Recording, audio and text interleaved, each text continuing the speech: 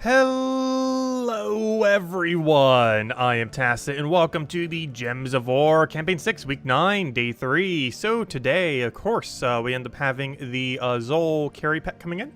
This isn't a new one, however it is relatively new in the sense I think it came out like what, a year ago or so, so a lot of people probably still don't have all the copies yet, so definitely make sure to go get yours, and we'll definitely make sure to go do that.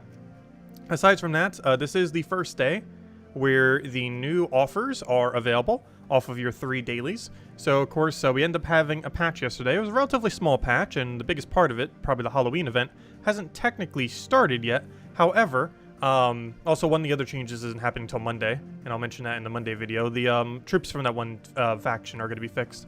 But as far as the main change that ended up having a substantial change that wasn't just like a glitch that they fixed, like the potion glitches and stuff like that, is how offers work now. So there are not only more offers, but also a higher frequency of some offers. The ones that have higher frequency are now the Rit offer, the Deed offer, the Imperial offer, and it's really nice that the Imperial offer is one of them, and the Warcoin offer. So if you don't have all the Warcoin stuff yet, those should be slightly more frequent.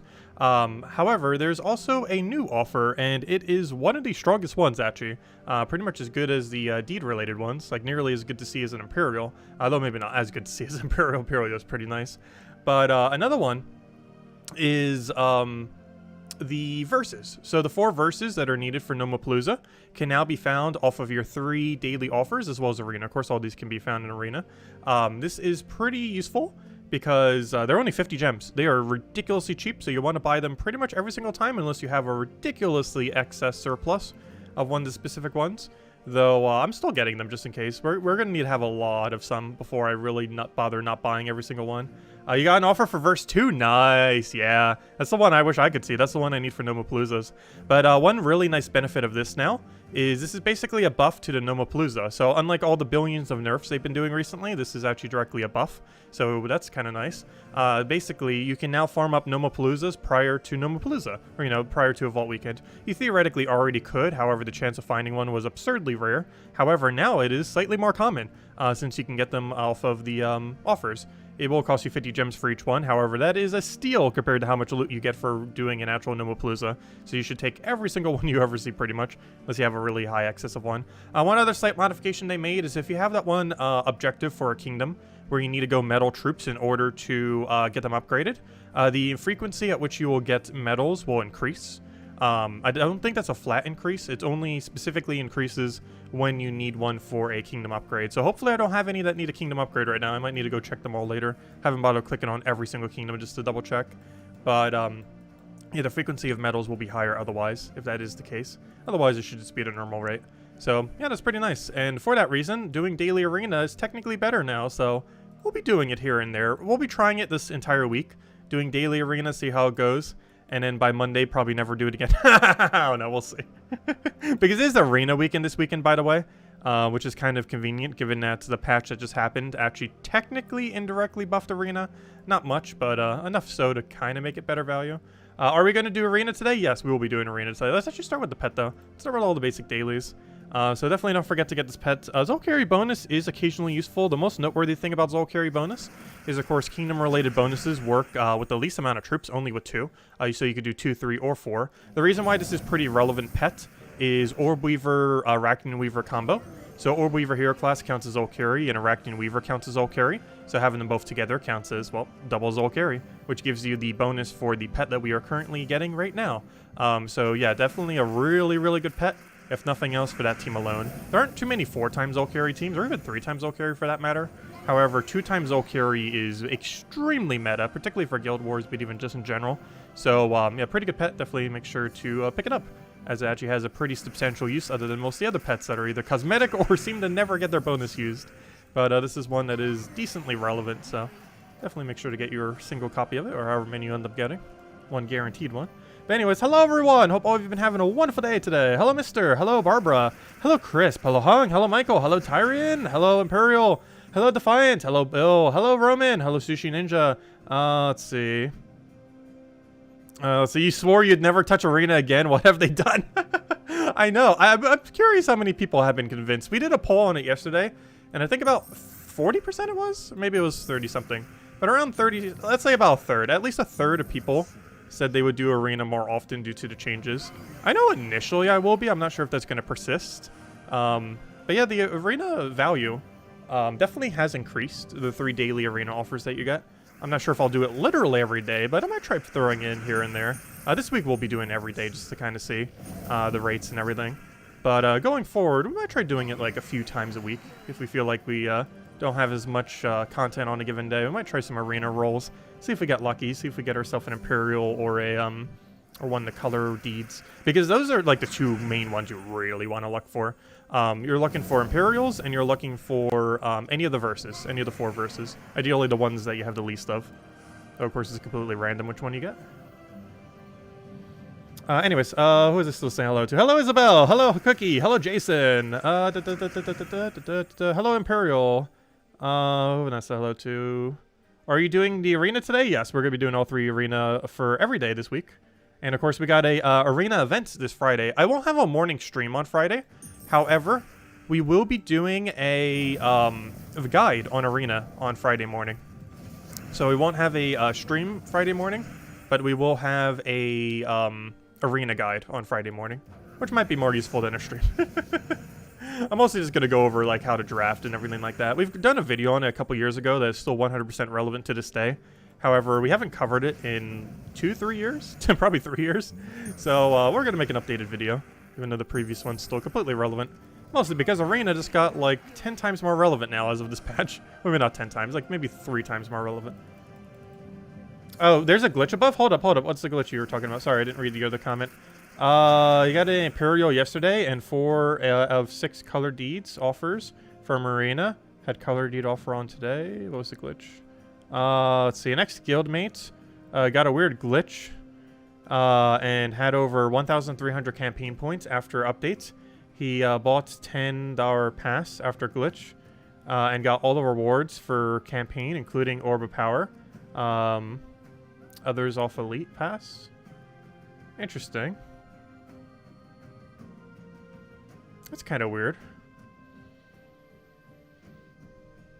Not sure why that's occurring. That's kind of strange. I'm pretty sure most people already got the pass by now, though.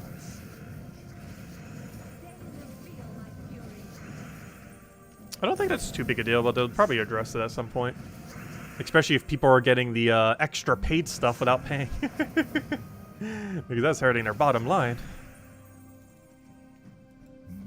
That's a rather weird glitch, though. If buying the pass is literally just maxing it. Oh, wow, we got 4 copies of Spider. Unfortunately, that's not enough to max it. We need 8 more. Boo. Well, I can't really complain about getting 4 copies, though. That's a very substantial amount of copies.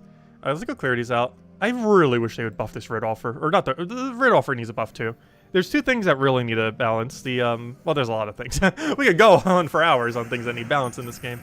But, regarding writs, both the 2 ways that you get writs really need to be increased. Well, technically there's 3 ways. The way that's in guild is fine. The 2 that need a buff are when it shows up on daily. This should be at minimum 50 instead of 10. And when it shows this as your offer, they either need to increase the amount of writs it gives or decrease the cost. Ideally, just increasing the amount of writs it gives. It currently gives, I believe, 20,000 gold and 150 writs. And because it's giving so much gold, they made the writ number so much lower. It needs to be at minimum 200 writs for that, if not higher. So it's at least a 1-to-1 conversion, always. Where 1 gem equals 1 writ. Because if you buy it full price, it's 1,400 gems, basically, for an Imperial. Which, they're still scarce enough that I still go for them. That's pretty pricey. Also, with the buffs they did, I might start taking it a little bit less often. I did buy the one I had today. But if we notice we're starting to get Imperial, like, once every, like, 20 rolls or so. You know, like, pretty much, like, once every week, twice every week. Then we're probably going to stop buying the writs. Because they're pretty pricey, and if we're getting the Imperial enough, often enough, we just go for that instead. I just need to get better at taking our daily tribute. I normally only take it a few times a day these days, because I don't, like, paranoid check it, like, every hour. I had points in the past I have, though recently I haven't. Though the offer changes makes me kind of want to start doing it again, but I don't know, it gets kind of annoying checking it literally every hour. It's more of a nuisance than anything. Alright, we did that. I'm not going to bother with the souls there. Let's go clear out dungeons, and I guess we'll go mess with Arena then. Our guild kind of completed a world event on the second day. I have no clue why, but 4 people in our guild decided to go for a leaderboard. I guess we could go over the world event very briefly just to do a few battles. However, my guild has already finished it, so we technically don't have to do a single other battle. Between Isabel and 3 other people who all went for leaderboard this week, it was already been done since last night. It was probably done midday yesterday. They got it done so quick. Well, it's kind of nice when a lot of people in the guild go for world event leaderboard, because then everyone else technically doesn't need to do it. Do you have a generic PvP defend team you could recommend, or do you change it up? I tend to go with Spider pretty often, the Arachne Weaver. I mean, not Arachne Weaver, the pure rogue Spider team. It uses Mother of Darkness though. However, isn't it using Soulforge this week?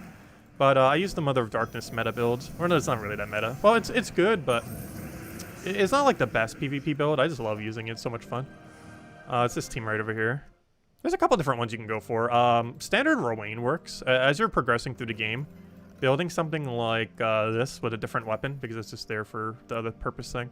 But building a team like this with a different hero class, different weapon, works out really well. You don't even need Mirage Queen.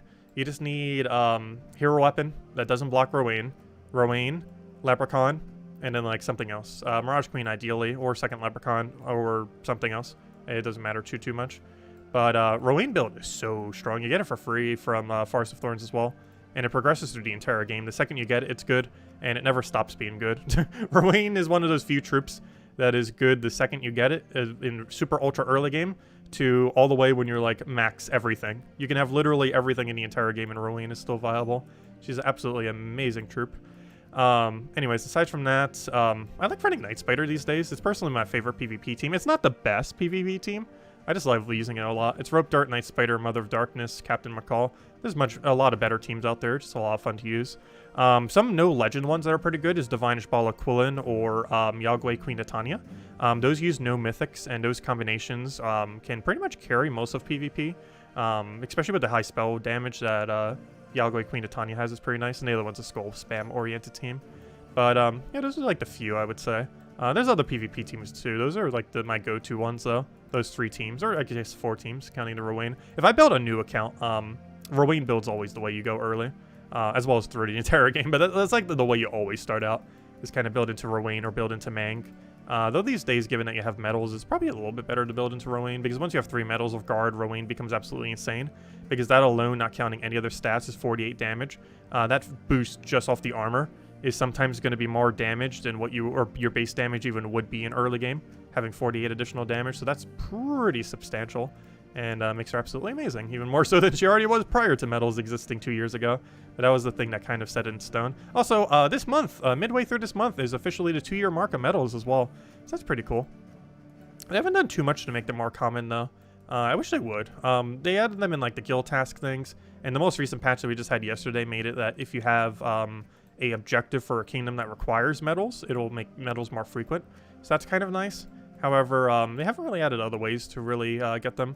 I hope if we get some kind of new game mode, like in 6.0, I hope it has deeds and medals as some of the rewards that you can end up getting for it. World event, we like passively end up getting some, but it's not quite the same. Plus, it's only epic medals. You can't get anything other than that unique token of seasons, or that's what they convert to after the fact. But anyways, well, while we're here, I might as well just do a few battles here. So I don't think I have my team set, do I? Let me double check. Not even sure if I have my team set. We'll find out. I know I have a team set. Yeah, there it is. So we'll just go mess with a couple battles here. Which one was the one you were not supposed to not do? I actually forget. Let me go double check the scoring. I went over on the Monday video. I honestly completely forgot off the top of my head right now. Where is the forum?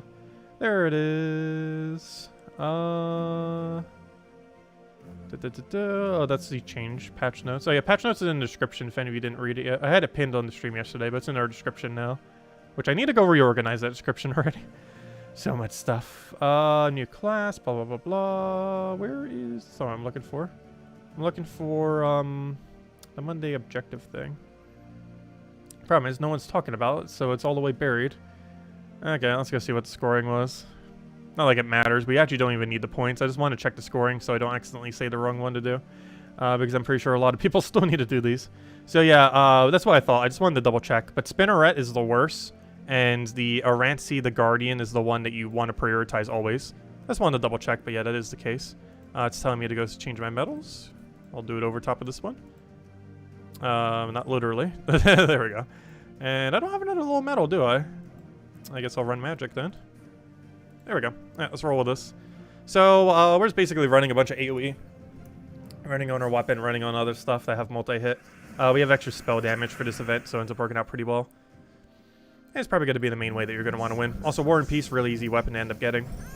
And it's probably going to be the main one that you're going to be using if you need a cheaper option. And, yeah, we definitely want to keep prioritizing the the Guardian. Oh, did they update the class? Oh, that's what the new class thing was on the forum. Oh! Yeah, we checked it last night, and Terran's World wasn't updated yet.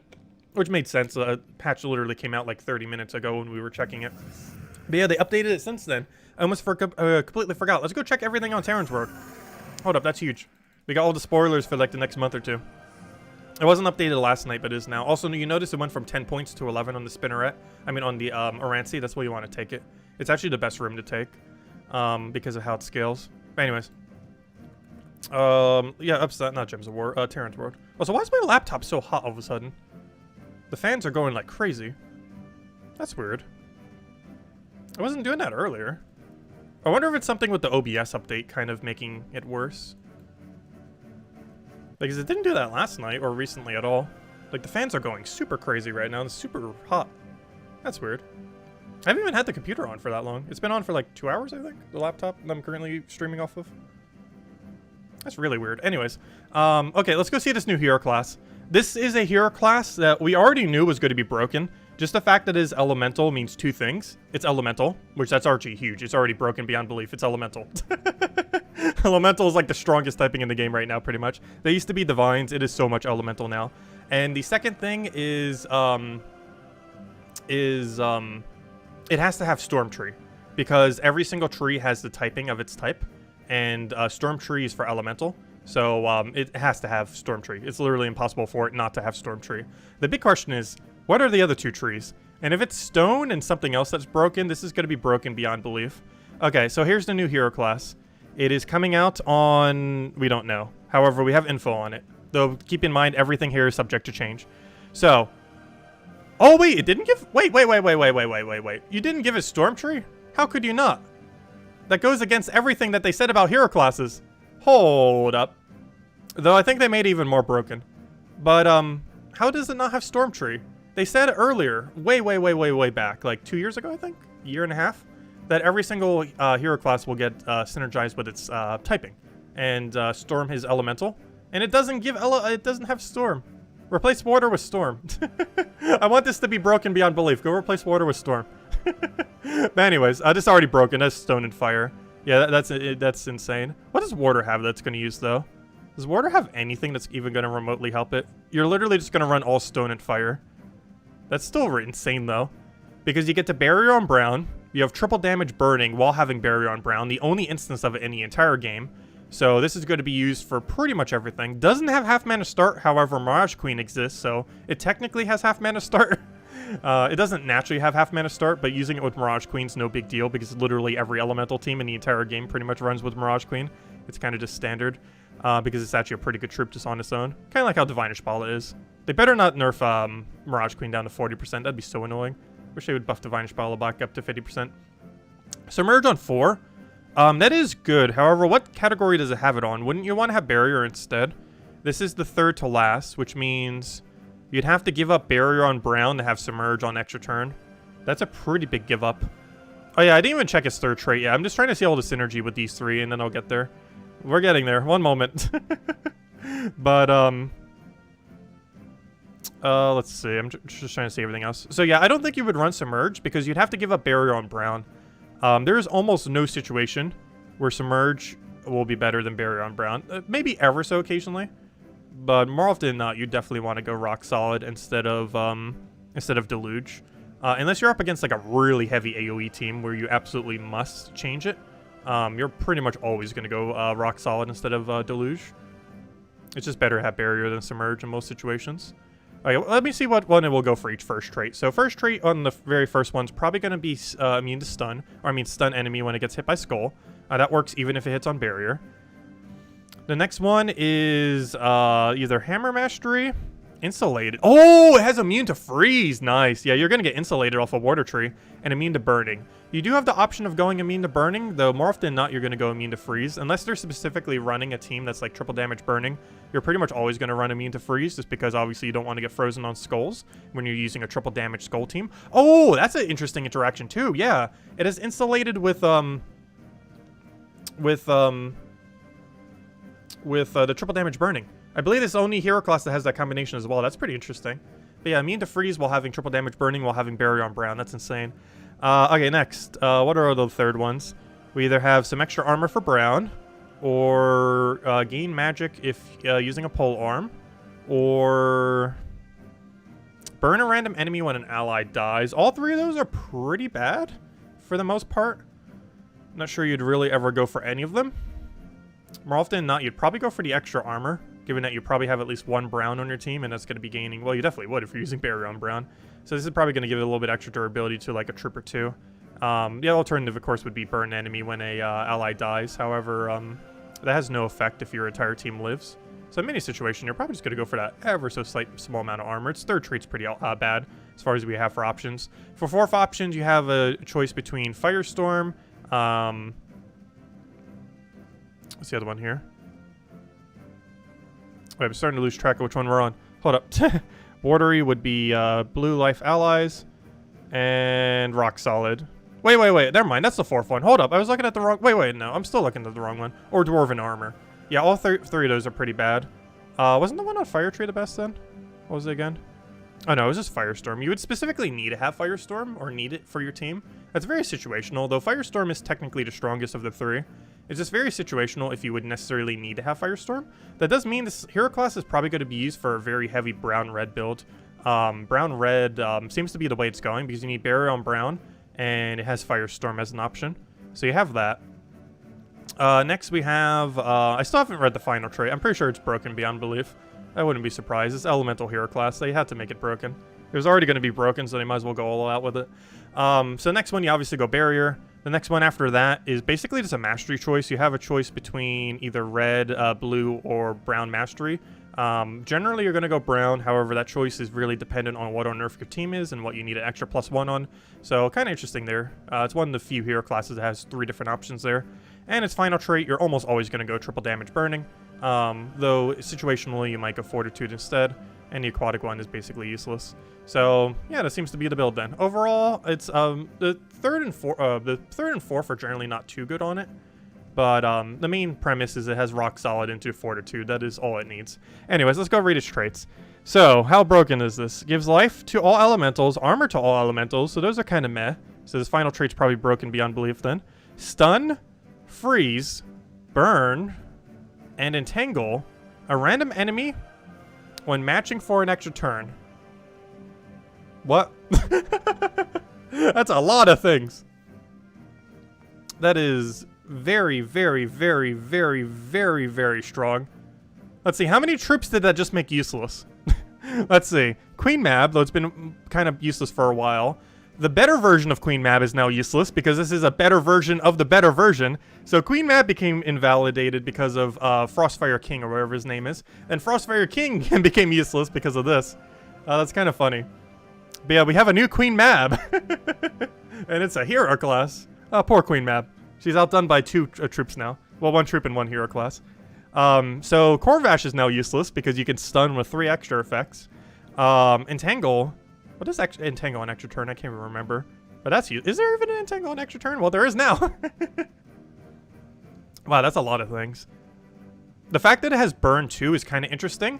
One reason why this is interesting is triple damage to burning. You have triple damage to burning while also be able to burn yourself. Normally, you would have to use a hero weapon for this if you want to use hero without using a dedicated burning option. Now you don't even need a dedicated burning option. It'd still probably be likely to use Zhul'kari in a team like this, though. If you're using it for, like, quick kill or something. Like, this might be the new Explorer, Oh, it doesn't have Enrage, though. I was gonna say, this might be the new Explorer, 12, hero class. But the big issue is it does not have Enrage under any of that. It has a lot of things going for it, but Enrage is not one of them. It does not have Enrage off of extra turn, nor Enrage off a trait. So it doesn't actually have any way to gain Enrage, which means that you actually can't run it for Explore 12 because it can't one-shot. Attack stat is not high enough currently to one-shot without Enrage.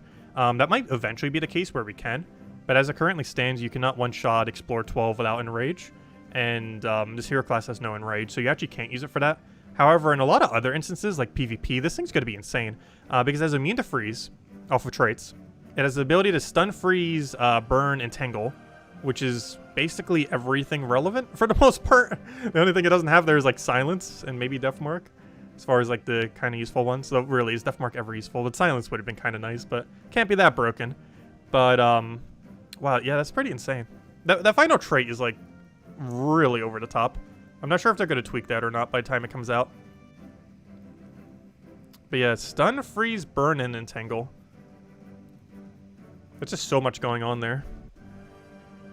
But yeah, hopefully they don't nerf that. I want to see what it looks like if it comes out exactly like this. Though I do wish it would have gotten Storm Tree. But it's kind of weird that it doesn't, because the tree that gives extra bonuses to elementals is not in the elemental hero class. Which they've done that for every hero class in the past, making sure they all have their typing. But for whatever reason, they didn't do it with this. I'm not sure if it's an oversight or what. If they do replace one, I hope they replace Water with Storm. So we just have the most perfect hero class in existence. That'd be really fun. Plus, a lot of the benefits you wouldn't even use normally on the elemental. Because what's the point of having +1 magic to elementals if you could just run triple damage burning? You wouldn't really need it. But yeah, it's an interesting hero class. With that being said, that should be a new kingdom. Do we have new kingdom info?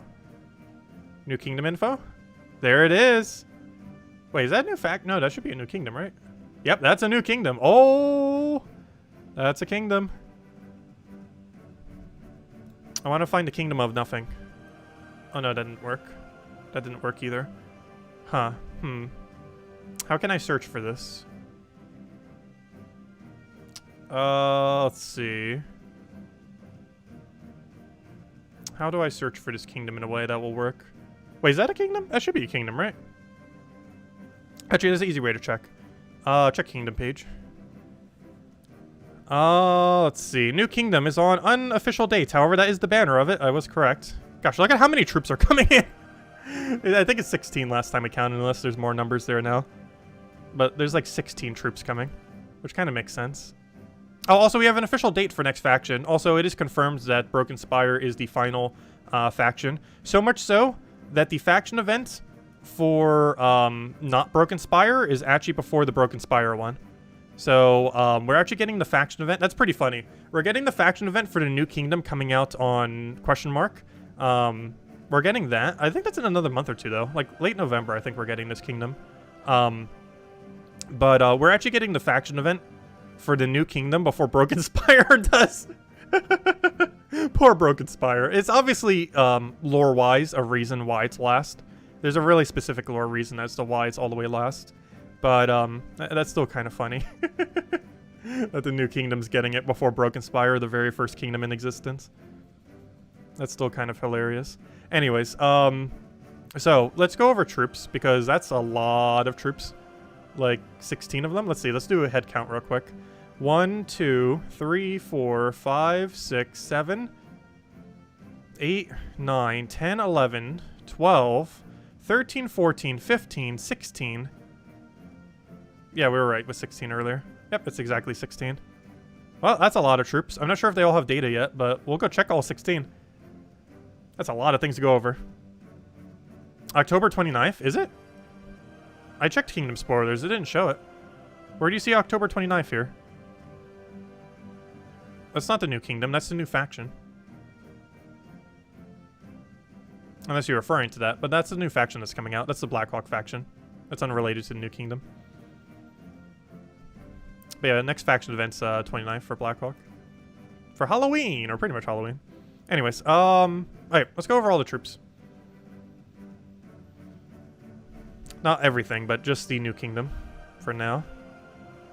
Then we'll go mess with Daily Arena. Also, these are a lot of troops to go over. Maybe we'll go over some of them. Let's see. Let's start going one by one. Oh wait, why am I doing it that way? There's an easy way of doing this. Copy link address. And then post the link address in here. And there we go. Okay. So, Hawthorne. He's an epic elemental. Oh gosh, this place is going to have a billion elementals, by the way. The hero class forward is elemental, so it's obviously going to have a decent amount of elementals. So if you didn't think elementals were already strong enough, well, just you wait. We're getting 16 troops, of which probably at least half of them are elemental.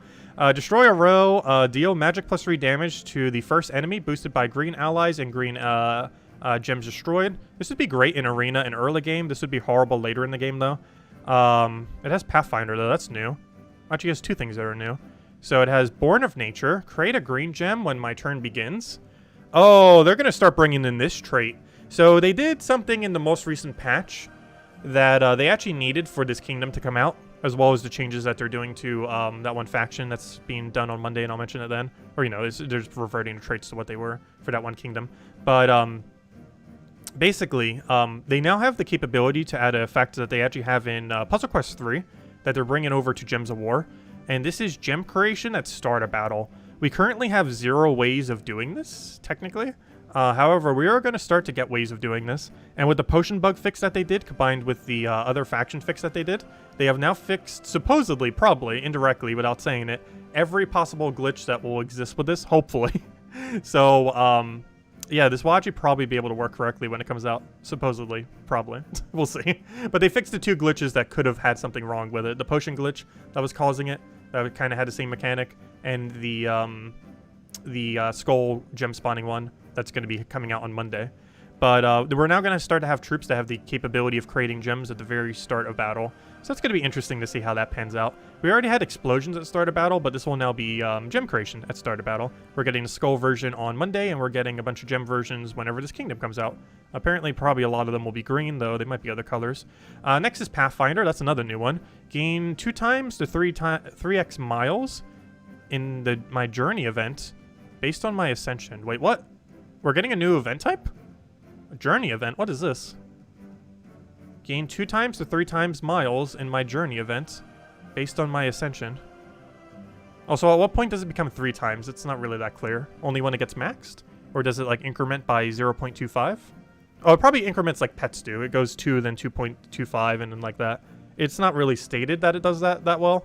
But based on the fact that it's the same scaling as pets, we can kind of assume so. Interesting. I have no clue what journey event is. Not the slightest clue. Interesting, though. Journey event is a new event for next update? Okay. Oh, so this kingdom's a while from now, then. So yeah, we're getting some kind of new journey event. Interesting. Apparently you'd want to use him for that. Hopefully there's other options as well, because he seems kind of average. Well, let's keep going. Alright, what do we have next? So, we have the Nature-Born Wolf. Actually, that's pretty cool art. 11 mana cost, red-green. Thorny Howl. Deal magic +3 damage to an enemy and entangle them. If the enemy dies, create 2 elemental stars and gain an extra turn. We have no clue what an elemental star is. It's obviously some kind of troop. As far as traits, it just has the Born in Nature one again, and everything else is stuff that already exists, so nothing new. Okay, next one. Copy link address. Oh, also, was he elemental? He's like beast elemental, right? He is, yep, exactly so. Elemental beast. Alright, next. That's pretty cool art, too. Almost reminds me of something like from Ori, but all watery. Elemental beasts. Oh, this place has a lot of beasts as well. This seems to be like a really heavy elemental beast kingdom, which I'm all for. Beasts need a little bit more love as well. Elementals don't. They're already broken beyond belief, especially with that hero class. But nice to see more options. Most of these aren't like that broken, though. They're pretty average troops. Some might be okay for arena, like that really first one we saw, but otherwise pretty average.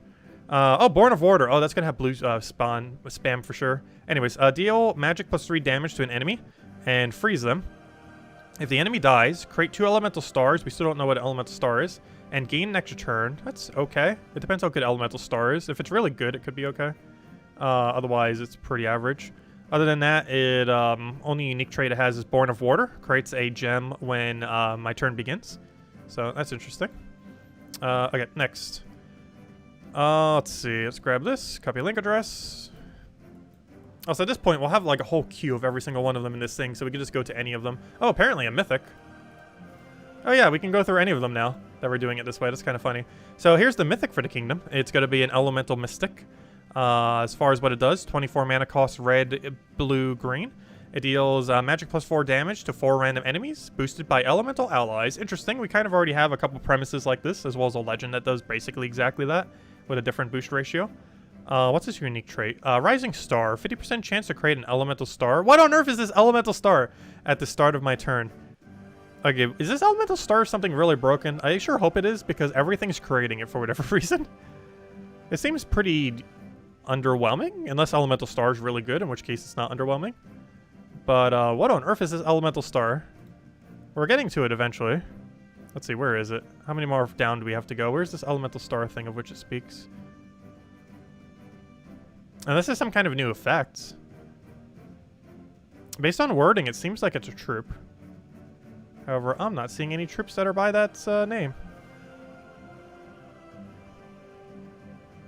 Maybe some kind of effect? Might be some kind of new effect. Based on wording, it doesn't seem like an effect. 50% chance to create an elemental star at the start of my turn. Oh, it's a heroic gem. Yeah, that makes sense. It's next season's heroic gem. Oh, that makes so much sense. Which means we're getting... Wait, we wouldn't get the new kingdom by then. That's in like 3 weeks. There's no way we're getting the new kingdom by then. Because that'd be the end of this month. Maybe it's coming out during the season? Maybe there's a lore reason why it's coming out during the season. Because there's no way it's starting in the season. Because that means the new kingdom is in 3 weeks from now. I don't know, we'll find out. But, I doubt that. But yeah, it would have to be in like 3 weeks from now then. Actually, when is the first one of these coming out? Does it have a date? I wasn't even looking at the dates. The first one of them comes out in 53 days. Yeah, that's what I thought. It can't be in 3 weeks. That is midway through next season, though. That's like mid-November, isn't it? No, it's late November. So yeah, that's like the end of November. That's still next season, though. That's taking place during next season. Interesting. But yeah, it would have to occur during next season then. Anyways, where were we? We're up to the mythic. She seems kind of bad, unless that elemental star gem is good. All right, next. Let's go grab the link for you. Well, let's keep going down the list. Okay, next we got a rare, the Fireborn Eagle. I'm really loving the art for these things. It is a elemental beast. As far as what it does, 11 mana cost, deals magic plus 3 damage to an enemy, and burn them. If the enemy dies, create 2 elemental stars and gain an extra turn. And it just creates a red gem at the start of battle. Overall, seems kind of average. Depends what elemental star is on how viable a good majority of these are going to be.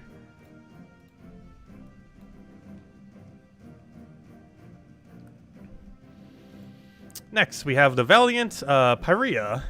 As far as what she does, she almost reminds me of that one thing in Puzzle Quest 3. 12 mana cost, red, purple. Also, of course, elemental. I'm pretty sure it's just a given that literally everything here is pretty much elemental. Deal magic plus 4 damage to an enemy. If they are a boss, deal... Oh, this is just a raid troop. It's just the kingdom's raid troop. Gain 2 magic for each elemental star on the board, though. But aside from that, yeah, it's literally just a raid troop. And it gets to create a red storm when its turn begins, so that's relevant. But it's basically just a standard raid troop for the most part. Nothing too special there. Next, we have ourselves Nature Weird.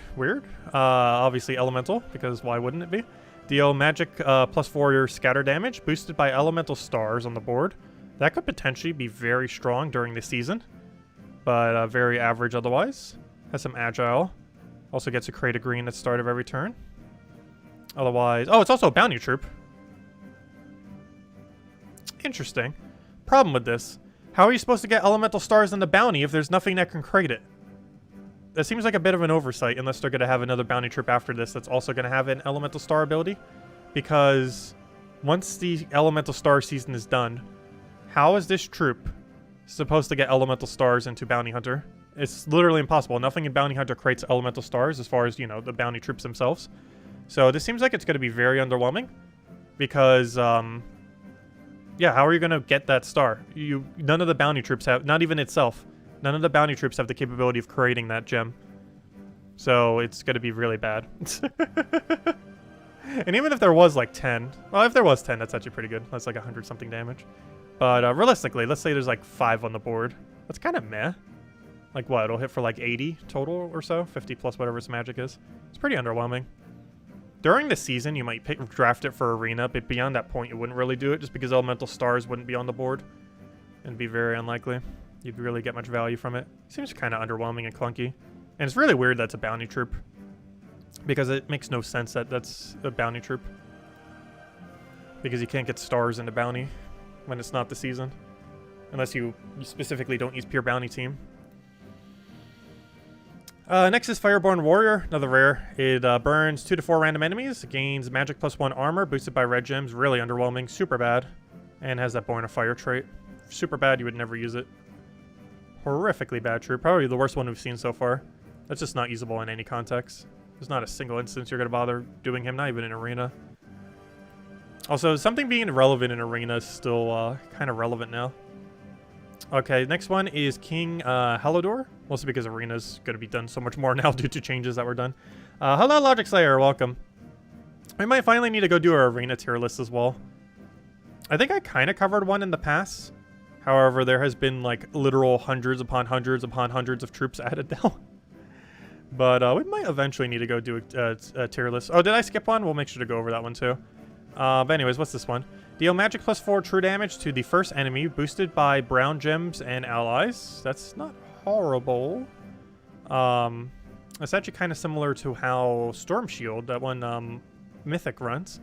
Then knock them to the back. Okay, now it just got horrible. Then create 3 elemental stars. I'm not sure how I feel about that. Stone Skin, what's this unique trait? Creates a brown to start a battle, which is kind of new, but not unique. Blessing of Stone. Gain 5 life to all elemental allies when matching brown gems. I'm not feeling it. Seems kind of average. If it was a double tap true damage, I'd probably like it. Or if it hit both first slot and last slot.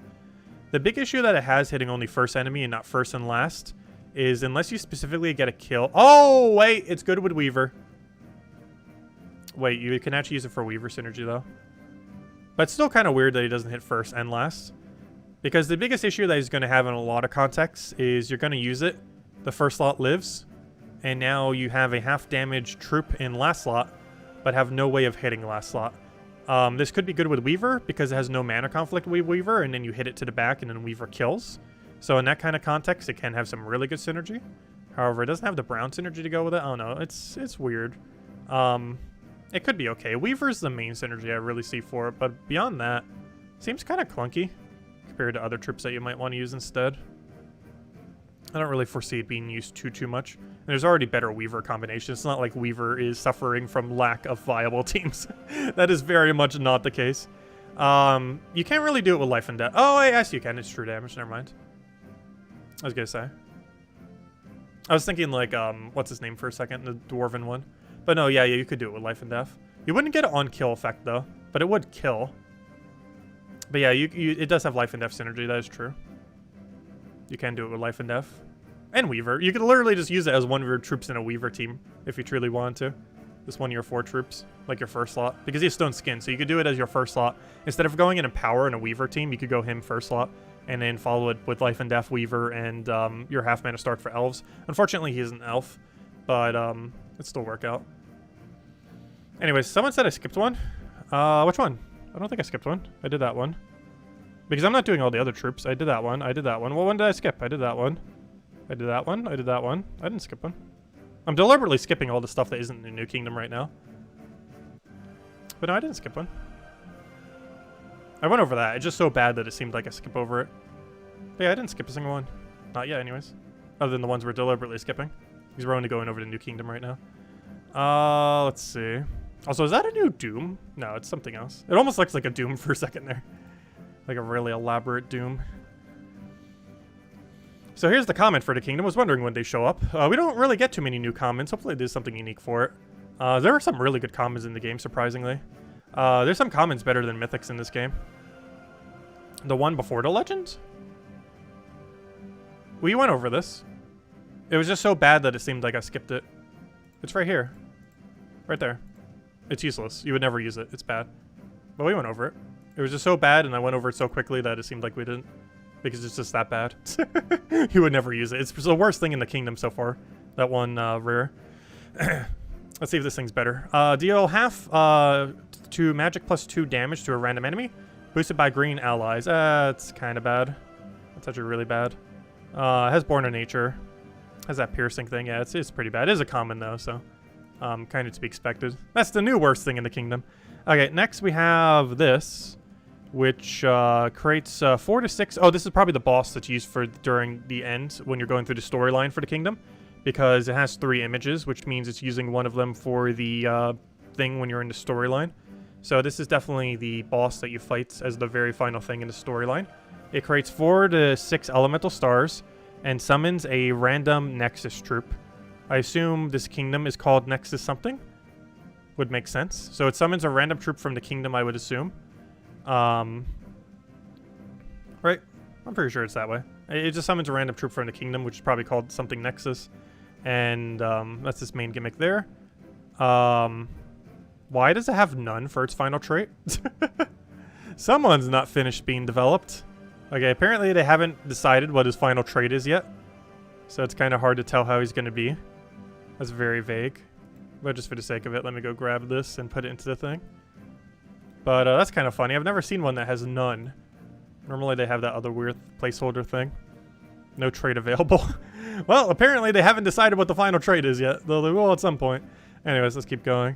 Let's see. This guy. Copy link address. Because obviously he doesn't have not final trait. He obviously has something. They just haven't decided what they will do for it yet. Anyways, Stoneborn Lion. Elemental Beast, obviously. Everything's elemental here pretty much. Actually, has there been anything that isn't elemental yet? Let's see. Elemental. Elemental. Elemental. Elemental. Elemental. Elemental. Elemental. Oh, wait, were you elemental? Yeah, elemental. Yes, yes, yes, yes. The whole kingdom's elemental so far. There's not a single troop that isn't elemental in this place. It's gonna be insane. Unfortunately, most of them are kind of meh. Anyways, Stoneborn Lion. Like, not completely useless, but so situational that most of them aren't going to be used. 11 mana cost, brown blue. It deals magic plus 2 damage to an enemy, and then stuns them. If the enemy dies, create 2 elemental star. This elemental star better be, like, insane, because every single thing here has it. And it's the main thing that would make them not useless. Do we actually know what elemental star does? Was there any of the spoilers yet? Does anyone know? Has anyone already posted it in chat and I didn't even see it? But, yeah, if elemental star is good, this kingdom might be good. Otherwise, this kingdom seems kind of average. It really comes down to what on earth elemental star does, because almost all of them have a way to spawn it.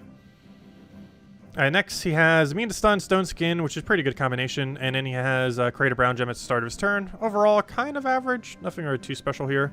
Yeah, I don't really feel like you would use it much. You might be better off using that other lion, that one double silence red blue from Merlantis, I believe it is. Seems like it'll end up being better than that thing. Alright, anyways, I think we have a few more to go. We're getting a tarot card, which means this is definitely going to be a season reward. If not next season, the following season. But, yeah, we got this thing.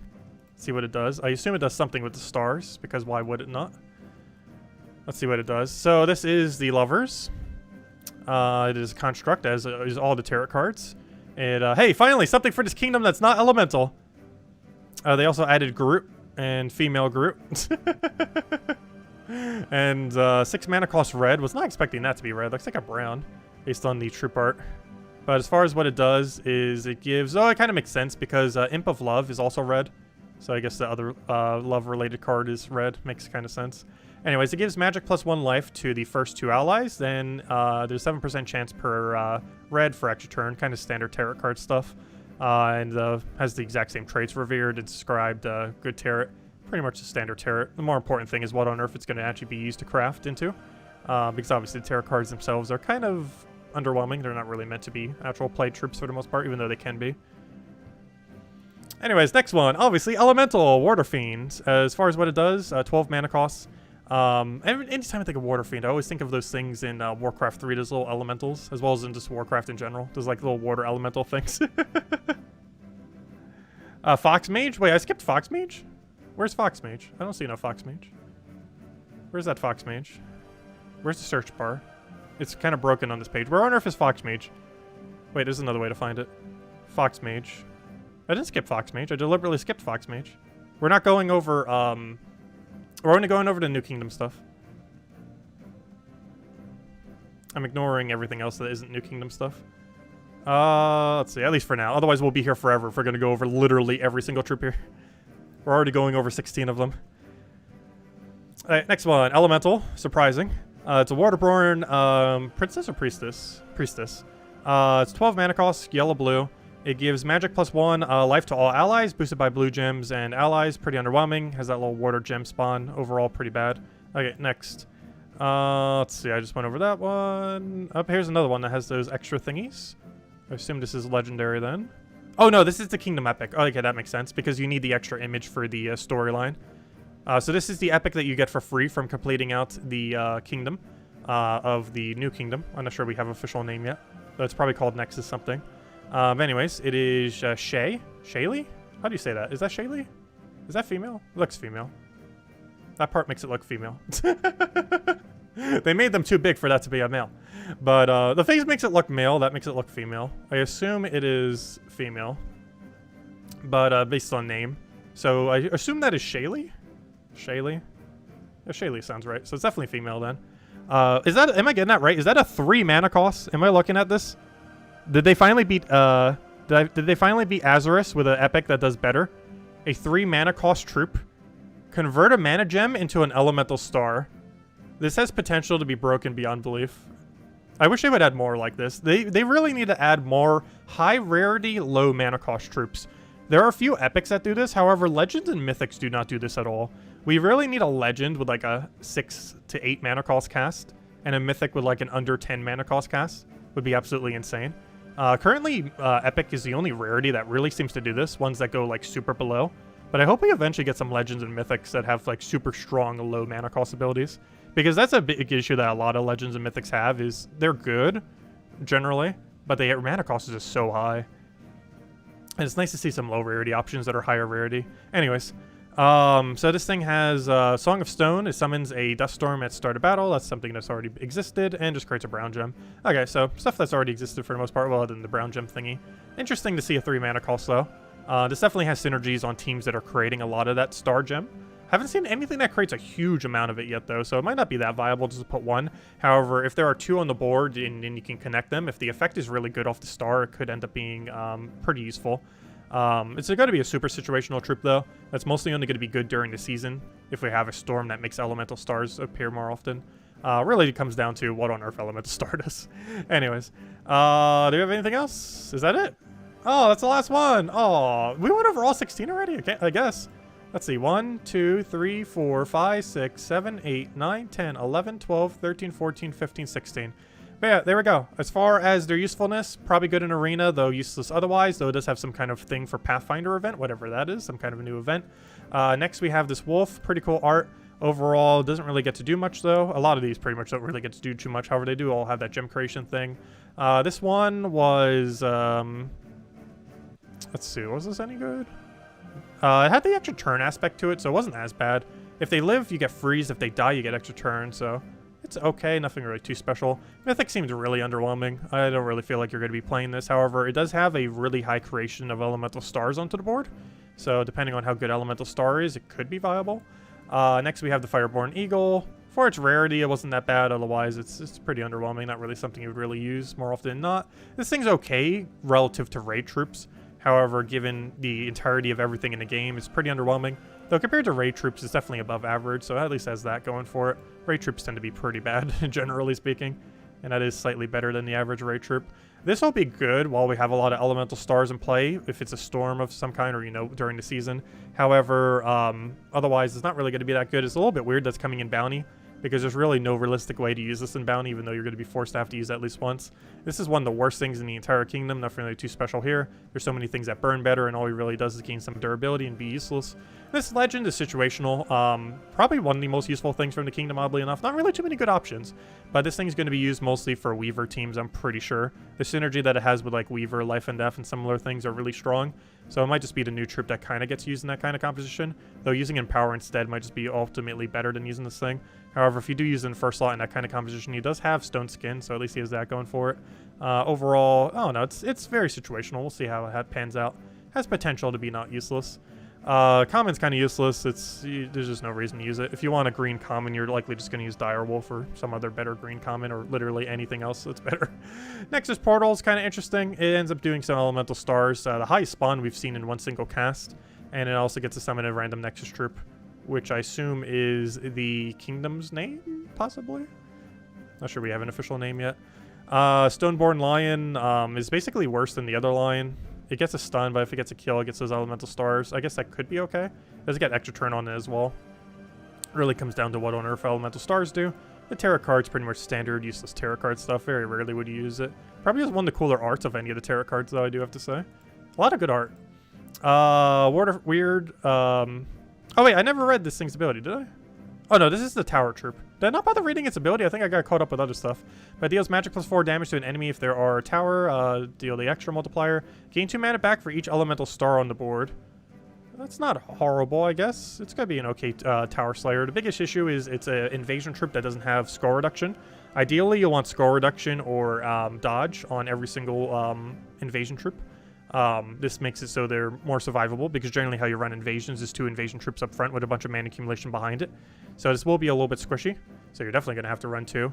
So that's a little bit of a disadvantage. However, overall, it should be fine. It's an okay ability. If nothing else, it can spam its ability a bit better with the fact it gets some of its mana back, so that's pretty cool. Aside from that, we have this mermaid thing. I believe this was useless, right? Yeah, it's just a useless healer. They really need to give more stuff like that better usability. And this has a lot of potential to be good. It has a way to connect elemental stars. So if you currently have 2 of them next to each other, but you don't have the third, so if you have like one, a gap, and a 1, or 2 like right on top of each other, you can end up putting another 3rd star there and then have all 3 stars connect into the thing. This has potential to be really, really good while we have a lot of stars in play. However, probably really, really bad otherwise, because unless your team is extremely elemental star focused when that new elemental gem comes into the game, you're basically never going to use this thing because it's useless otherwise. It's basically Azurus, but for elemental stars for only 3 mana cost instead of 6. So it'll be interesting to see how that pans out. And that is all of them. That is all 16 troops coming with the new kingdom at some point. No official date for most of that. But probably by the end of the year, we would have almost everything we just mentioned at some point before the end of this year. So that's pretty cool. But yeah, that's the new kingdom. Or at least as much as we know about the new kingdom. Anyways, let's go do arena. Let's go hand out code and then we'll go do arena. So yeah, that's all the things. Yeah, there's no good mana generator. I noticed that too. Not a single good mana generator. No good skull spam. Well, no skull spam at all. It has no skull spam. It has no mana generator. It's lacking quite a few things. As well as good troops. It's lacking good troops. It has like maybe 2 viable options. Maybe 3. It really comes down to what on earth the star does on how viable the entire kingdom is. Because almost all of them have a way to do stars in some way, shape, or form. Either boost ratio off it, creating it, or something else. Anyways, let me go get you guys a redeem code off the shiny redeem code section. Let's see. Click save there. Let's see. You mentioned the vault would be in midweek this time. When will that be? Right over here. Next vault event is, I believe, 2 Tuesdays from now. Next vault event is on the... Actually, we have 2 known vault events coming up soon. There we go. Oh, the Fox Mage was still in there from earlier on the other page. That's funny. So we currently know... Wait. What? That's weird. That's super strange. We're getting an extra vault event weekend that's midweek. Hold up.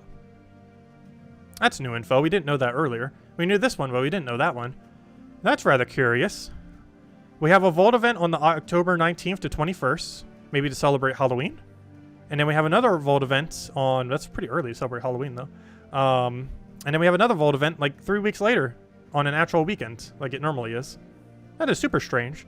So we have a random one Tuesday to Thursday. That's on the 19th. So that's right around the corner.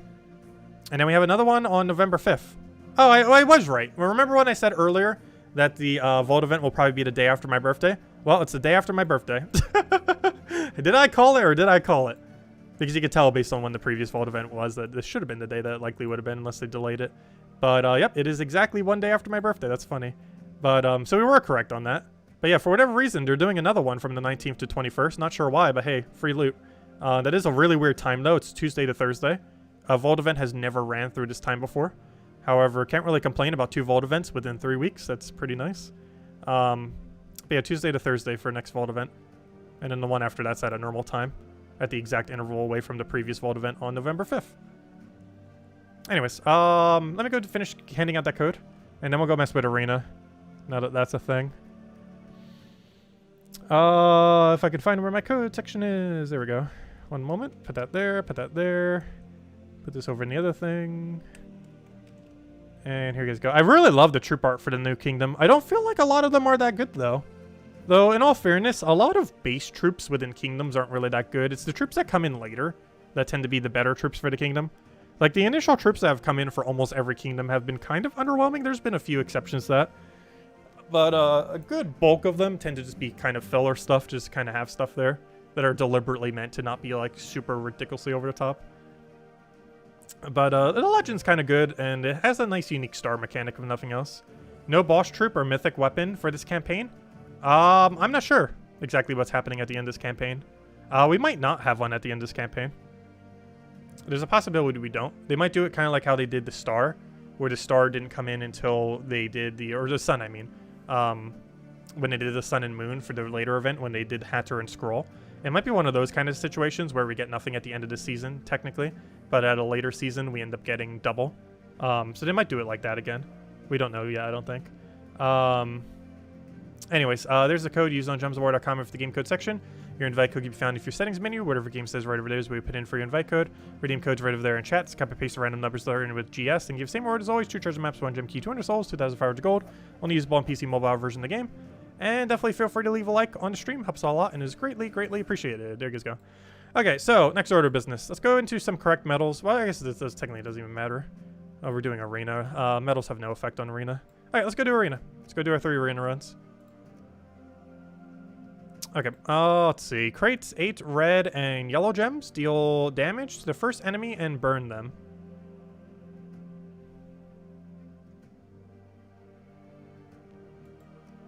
That's actually good. That doesn't seem good, but that is actually good.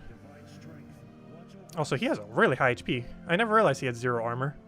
Come on, how does he have 0 armor with those abs? His abs are his armor. His abs are his durability. Though, also, how does he have literal... No, he has armor right there. How does he have 0 armor?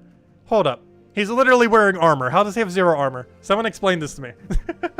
Hold up. That's definitely armor right there.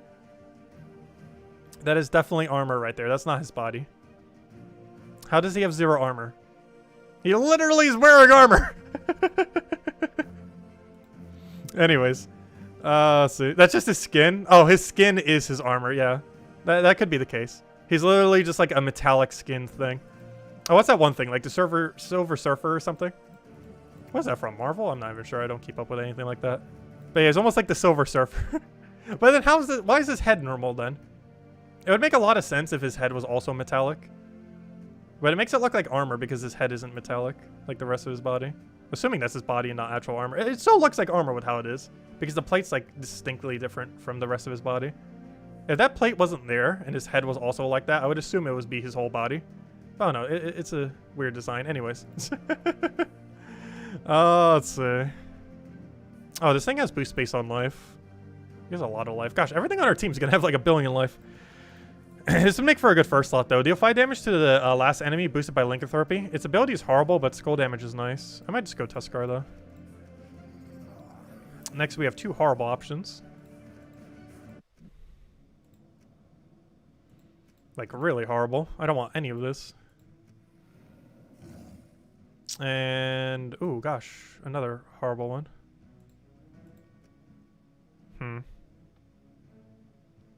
He creates yellow, so I might want to just pick up a yellow just so we have it. This is a very weird team. You go in first slot. You go down there. What on earth is this team? I feel like we're going to lose this, but let's hope we have enough damage up front that it just kind of works. We're going to have to hope he carries into himself. It's the only way we really win. This is a really clunky team.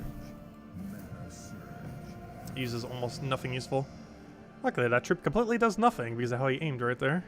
It's convenient for us. Unfortunately, no surge there. I should probably just focus entirely on reds and the other color. So take a blue there. Okay, let's go for a poke. Completely miss. Oh yeah, we might have to retire this team. It didn't end up getting enough viable options. The problem is our rare and common picks were abysmal, which is rather unfortunate. It's gonna make this team really bad. At least almost everything we touch with burn dies. We might have to move him back a slot just because he has to carry us so ridiculously hard. Because he's pretty much our entire team, and having him die is quite a bit of a liability. Because we just lost our entire team now. Other than Tuskar doing some big hits. Well, we can't really use Tuskar in first slot. I don't know. We have a weird confliction where nothing on our team wants to be first slot. Yeah, we're just gonna have to retire this one. It's not gonna work out. Let's go get a better draft. We've been getting some really bad draft options lately. Let's see. Deal 10 damage to an enemy. Scatter. Jumble board. That's so... Gosh, stop giving us awful things. I'm gonna just hope they have something purple related for the extra damage against them. I have a skull spammer. Deal 8 damage, 2 back for each thing. 8 skulls, 8 dooms. If this hits, it's like so auto win. If it misses, we auto lose. I'm gonna take that risk though. Let's see. Winter Knight for tanking seems kind of useful, given the Inferno Machine. And then we probably go Pride Hunter. Alright, this team's still kind of meh, but less meh than the meh we just med. Okay. So we'll go with that. Put that there, put that there, put that there, put that there. Right, I think that's the team. Unless we want a backline tank. There would actually be an argument to be made that a backline tank would work here. However, I kind of want to keep the Inferno Machine as the safest possible location because he does have resummon. You got a Cindy and an Imperial? Wow, I wish I got that kind of luck on my daily. Mine was nowhere near that good. All I got were some standard writs. We don't know what our rolls today are for arena yet. Oh, you get to target? Oh yeah, you get to target. I forgot. You have a chance of missing though. Luckily he did not miss. Oh, it's only 8. I thought he did 12. There's a couple other troops that do 12 when they get a kill. He only does 8 though. I was wondering why that was so few skulls, but yeah, it's 8 instead of 12. He actually creates the same amount as this thing. We have 2 things that can create 8 skulls. But he does double against purple. So we ideally... Oh, sorry, triple against purple. So we definitely want to target every purple, though he has a 50% chance he'll miss. Though we still want to target at the purple because there's a higher chance that we'll end up hitting a purple if we target the purple.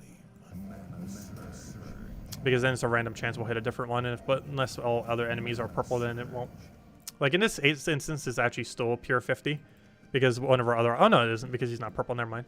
So the reason we want to specifically target the purple right now, even though it has a 50% chance of missing, is if it misses, it's guaranteed not going to end up hitting one then. Because you normally want to do it because if one of them's a purple, you actually have a higher chance of hitting a purple if you hit the purple. Because you'll have, if it does hit the 50%, we'll hit one of the other ones. You still have a chance of hitting a purple if one of the other ones are a purple. However, in this case, it's a pure 50-50, so I guess technically it doesn't matter who we target. So we'll target him and just hope we get lucky, and we do. Unfortunately, the skull spam was not lucky at all. Wow. His skull spam just backfired so absurdly hard. That hurt. That was a ridiculous backfire on his skulls there. We could actually lose this just because of how hard his skulls backfired. And now we have to fight a tank. Though we can go silence him, so we might be okay. It's going to be a weird battle. Ultimately, we should be able to win, though. As long as we keep him silenced forever. And find all the skulls. And keep doing that. Whatever just happened there, keep doing that. I need red. I'll keep denying his mana, though, just in case he gets unsilenced. So he does have full mana ready to go as soon as he gets unsilenced, unfortunately. Yep, there he goes. Let's go re-silence him again, since we don't have any reds here. Should easily be able to kill him, though. Wait, do you gain durability? Never mind. Oh, no, you do. It's just such a small amount that it seems like you're gaining none. There we go. That was a weird battle. We got it done, though. I can't believe that double... The skull spam, he got a kill, and then we double died because his skull spam backfired so hard. Yeah, ideally, we want to find 2 things. Imperials and verses. Those are the 2 main things we're looking for. We got a verse yesterday. And hopefully we'll do the same today. Because ideally, we want to get that, like, literally every day. 1 verse plus 1 Imperial. That'd be insane if we got that lucky every day. I feel like there's an extra turn here. Though I don't see it. We have to try forward off a Sky. Didn't get it. A lot of Cascades, but not what we were specifically going for. Okay, let's see. Oh, we got a gnome in the battle.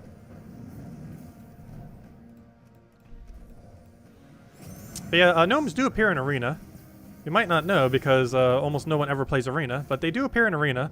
One other interesting thing about Arena is if you might notice that your guild is getting more pets recently. Oh no, I took that the wrong way, though you wouldn't notice it today because I can't believe I misclicked that direction. But you might not have noticed it today because we have exclusive pet obviously going, so you can't get pets in that way. However, Arena drops pets. Oh, also, we might want to forfeit this battle.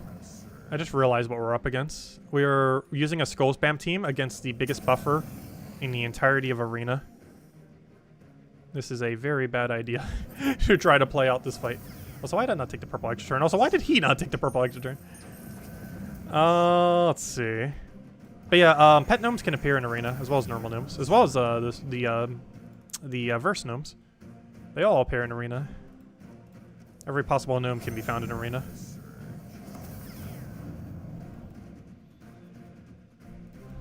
Let's see. Throw that down. It's one of the only locations where that it can occur. The other location is PvP. And now that Arena is more viable, you might start seeing more pets in your guilds on days that don't have exclusive pets. Because if more people in your guild are doing Arena, then you have more chances of finding pets. Let's see. We'll take that over for now.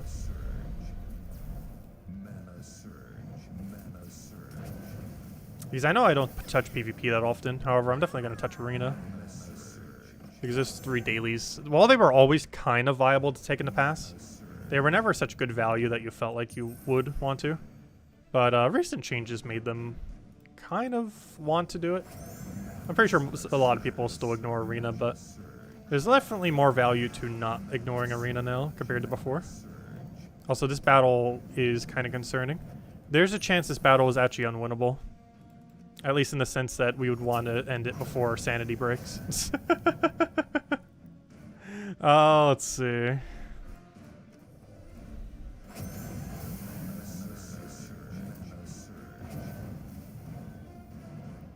It's winnable. It's just a very annoying winnable battle. Like absurdly annoying.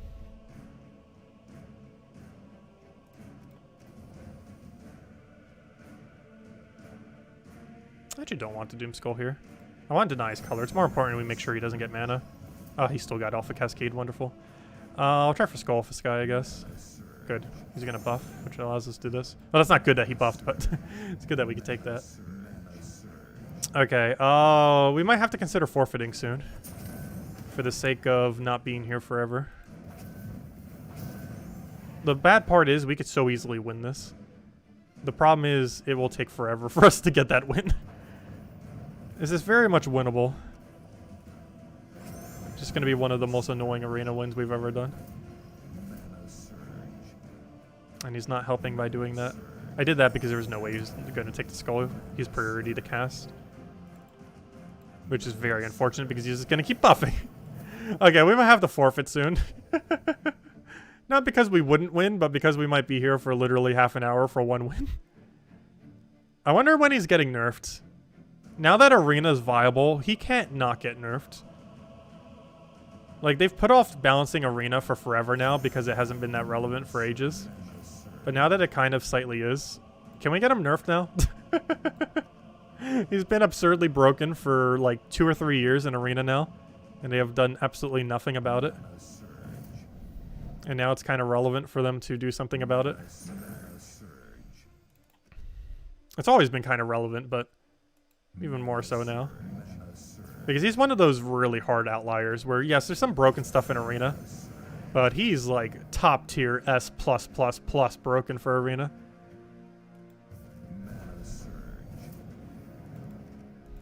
Let's see. We'll throw that down. Get him silenced. That is so important to get him silenced right now. Come on, do Doom Skull and just kill him. No, we missed. No, that's a huge miss. We could have killed him right there. No, Bombot. That can kill itself out. You know what? I'm going to let the Bombot live. I actually want the Bombot to kill itself out. Strategic. I want to do this just because it blocks his brown mana. Also, I want him to take a skull here. I've got a plan. Alright, now I just need to get mana on the other guy, and I need Bombot to go kill itself out. I need to deliberately give him mana. I need blue or purple. There we go, perfect. So I want him to cast. Before he casts, I guess I'll go for some mana here. It's not blocking anything, right? It kind of is. You know what? I'm actually going to pass my turn without casting. So I'll let Bombot do its thing. No! He got his full mana for... It's... Oh, yeah, no. Plan failed. Let's try this again.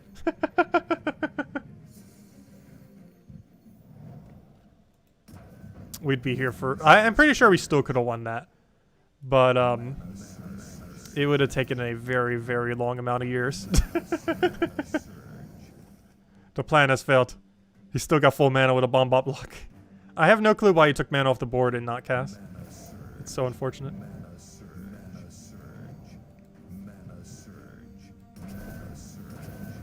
Let's see. He has no purple, so I guess I try killing his first slot. Actually, I lied. I can kill him with, this. Oh, yeah. Oh, you can't... I keep forgetting. You can't explode, skulls directly with some troops, which always throws me off. Let me do it here so we can't get an extra turn from that yellow I forgot to take.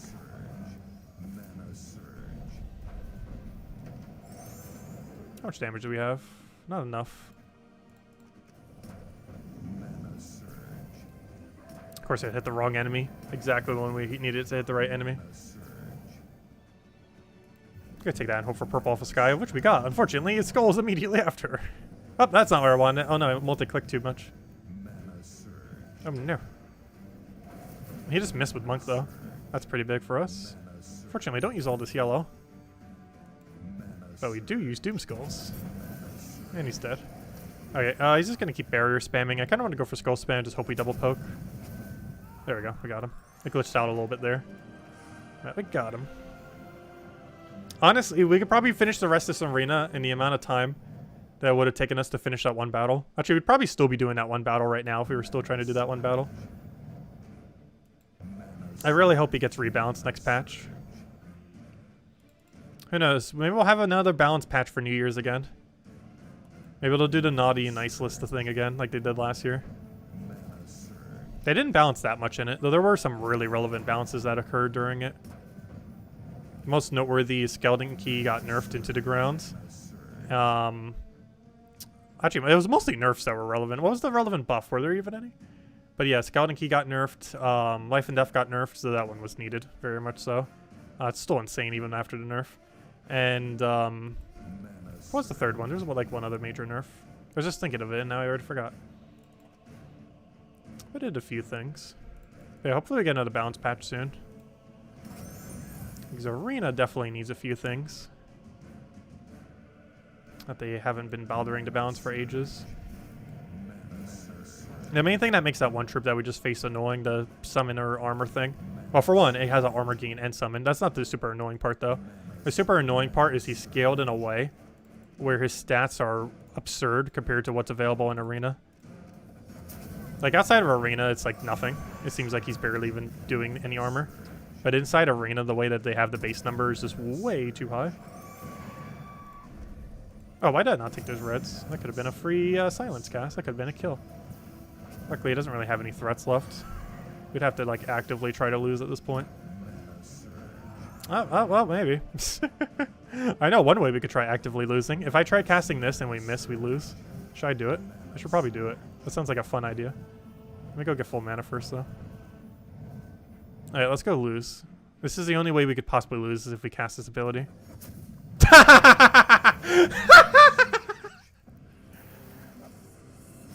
Good job. Called it. I'm not sure why I did that. I was just kind of hoping it would land. That was literally the only way we could lose. If we just didn't cast his ability, we could have won. And then we casted the ability. And then we lost. Okay, can we get things that aren't useless? You know what, I'm just gonna keep repicking until our draft doesn't make me want to immediately lose. Let's see. Please. Finally! Okay, we won. It's over. We already won. That's the most auto win we've ever could get. It gives itself life, so we never die. It gives itself attack, so they auto lose. And it gives us barrier, and also has border control. This is super auto win. Okay, so it doesn't even matter what the rest of the draft is, but for the fun of it, we'll take overpowered things, because why not? But we already won just with Wild Knight. That's literally the only thing we needed to win. Here, I'll take Kaki just to feed you mana, I guess. I was gonna say it gives extra yellow too, but I forgot it doesn't do that in arena. Are either of you even useful? I guess I'll take this just to cover more color. Okay, we already won. Doesn't even matter what the rest of our team is. We'll just use Wild Knight plus Goblin Rocket. It's already our entire team. We already won.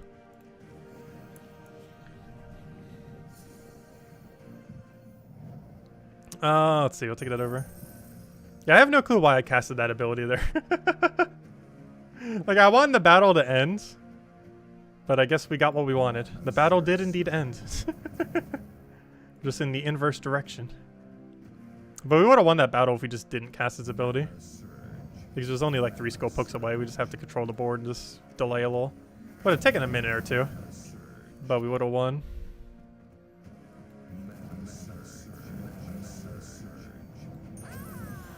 Let's see. What can we do off a Goblin Rocket? I want to set up into a skull, but we can't. I could always set up into a brown match, I guess. And get our auto win rolling.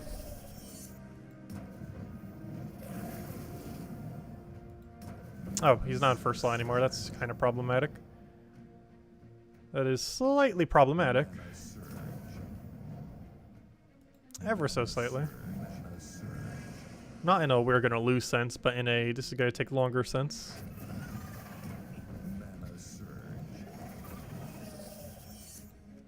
Fortunately, that is first enemy only. I do have a skull over there, though. Also, this guy's amount of summons is kind of annoying. The big ol' egg. I'm not sure why people draft stuff like that. They're so annoying to face, and they don't even help you that much. Unless he had, like, literally no other options. I'll go drain that.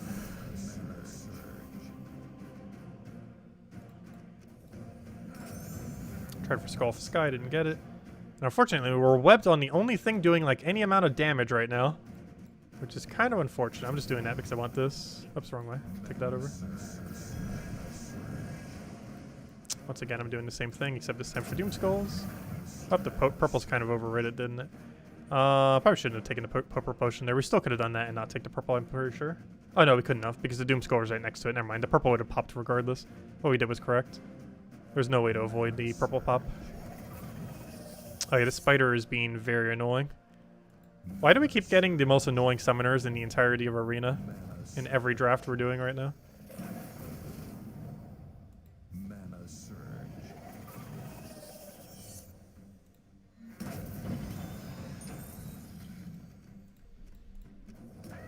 Oh, you're webbed. That doesn't kill. Fail. I was like, that will kill. No, it doesn't. Not if they're webbed. Also, he moved my one troop into the worst possible location. He still auto-win. The problem is I have too much troops alive in front of him. This is such a weird battle. Because our win condition to kill him is just so weird right now. But how we have to do it. Like, we're going to win this battle. The problem is the rate at which we're winning the battle. It's kind of annoying. But there's no way we're losing this battle. It's more so the amount of time to win it.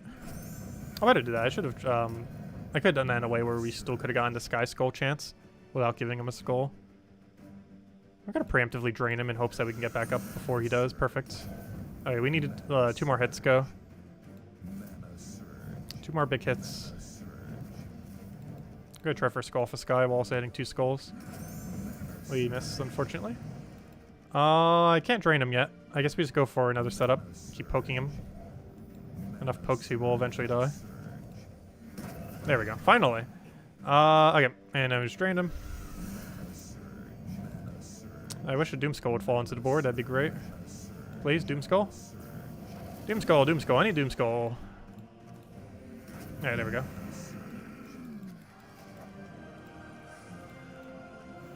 Yeah, watch. We're going to find a Royal Engineer in this battle. Ah, good. We got lucky. No Royal Engineer. I'm still very surprised they haven't nerfed Royal Engineer. I'm pretty sure they haven't had too many people asking them to nerf it. Just because not too many people play Arena.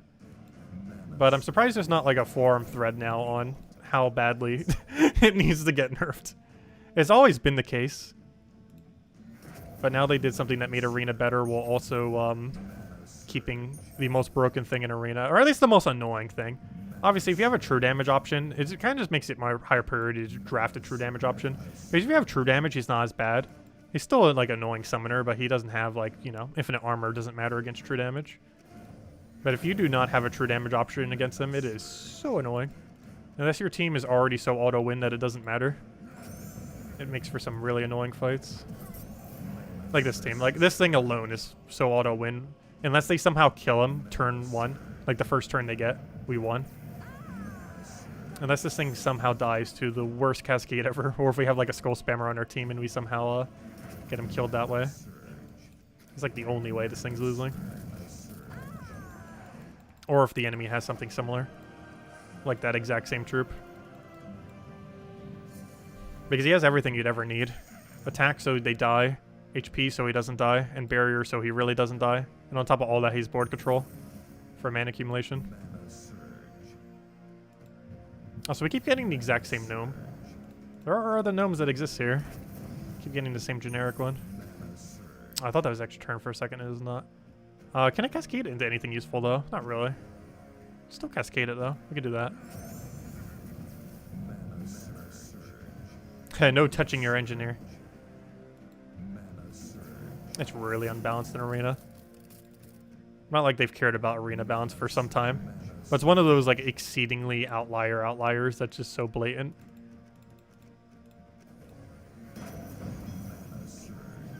Like, some of them are kind of meant to be broken. Like this thing. Like, this thing I don't think needs to get nerfed. It just kind of is what it is. But there's some where the stat lines just do not make any sense for Arena.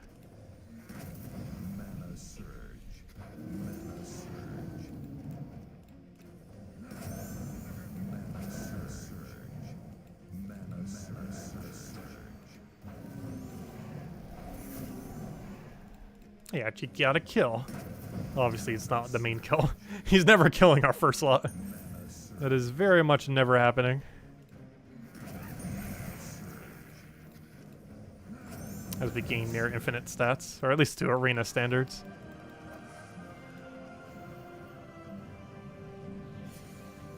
You always get pet gnomes on Wednesdays, I know, right? Yeah, that's the worst time to get them. I really wish they would give a small chance of getting pet bait when you get a pet gnome, even if it was only like 10%. A very small chance to get pet baits whenever you find a gnome, specifically when there's not a gnome active. Or when there is a gnome active, I mean. So that there was at least a reason to try to do them. So if you farmed gnomes while a gnome is or pet is already active, or when you get a pet gnome, you'd at least be able to get pet baits to go into the future, but that's not how it currently works. I really wish it was, though. Because it would incentivize farming when a pet is already active, without having to worry about a pet gnome being completely useless. There has to be some small chance of getting pet bait off of it, but there currently isn't. Not always, but only specifically when a pet is already active. So you can basically get another pet active when it's done, at a small chance, based on getting pet gnome or not. I mean, pet food or not. I mean, I'll say the right thing eventually. Pet bait or not. Really wish that was a feature. Let's see.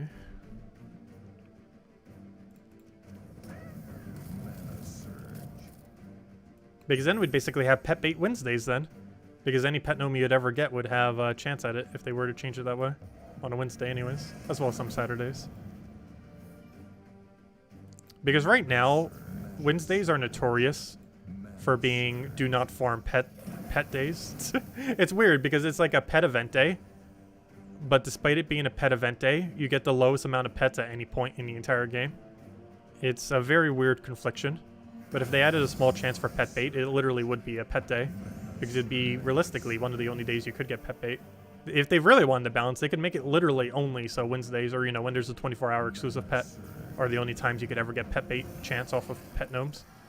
and make it that way. Because that would fix 2 issues. It would fix the getting pet during pet issue, because they're really bad value when you get a pet gnome when a pet gnome is active. And it would also fix the you get like no pets during pet events issue by giving you a bunch of pet bait, or at least a chance at pet bait. Our arena offers only offered for 3 runs. Yes, the first 3 runs you do every day are the only runs, or that are completed every day. We still haven't completed a single run so far to stream, by the way. We're doing really bad at it right now. We're having a horrible arena day.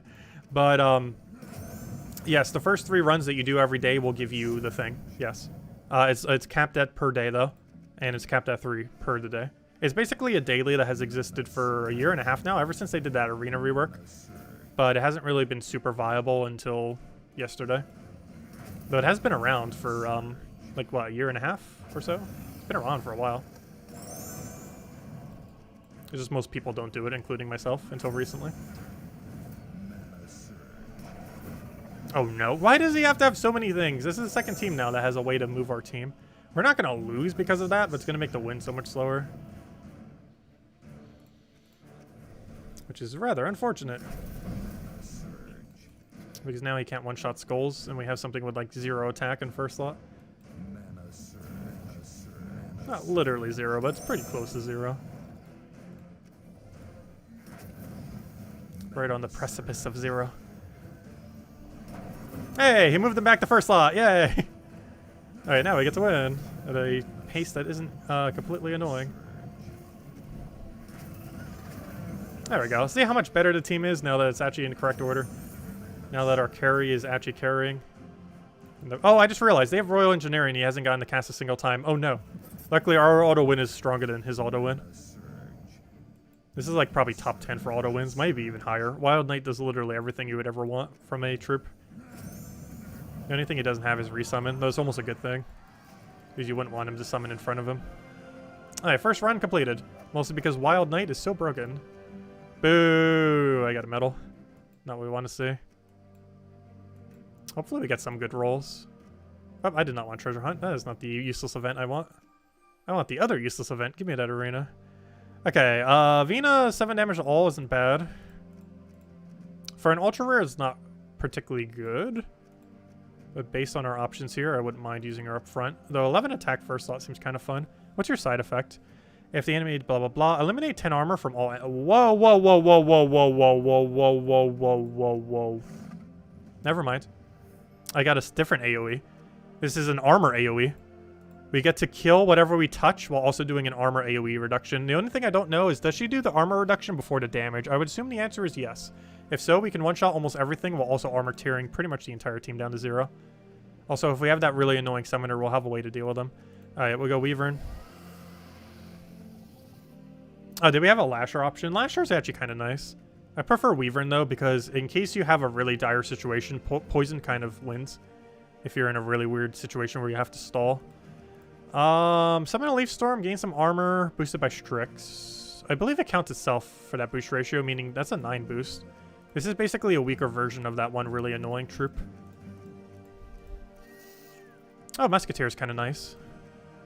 Musketeer has always been that standard arena pick. He's been around since the game launched and has been that arena pick that you kind of just always pick. Pretty much throughout the history of time in arena.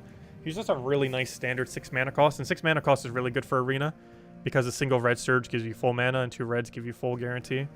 I don't know, he's just like a standard kind of poke troop. It's really basic, just a 6 mana cost do some damage to an enemy.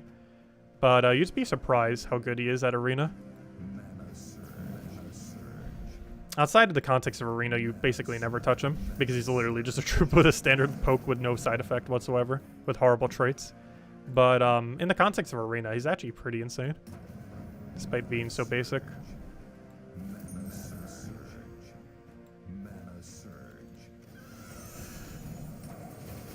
1 HP. That's unfortunate because I might not be able to cast my ability. I want to get it off before we die. Okay, I want to test something. Do you go to 2 HP or 6? Okay, it does not tier the armor first. That's why I wanted to confirm. Alright, we know that for future battles now. I just wanted to confirm that for future sake, so we don't do that on a more important battle. and not know the info. That's kind of bad. It does it in a wrong priority order. I'm gonna let him poke us with a skull here, mostly because the value of doing that's too high to pass on.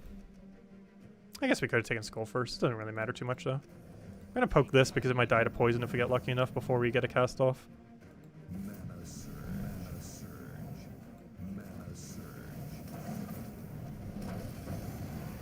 And at this point, any poke kills. Fortunately, we don't have full mana for anything, but there we go. Alright, 1 down, 4 to go.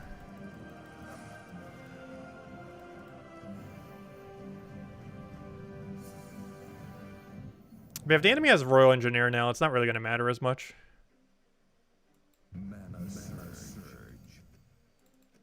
Because we simply just don't die.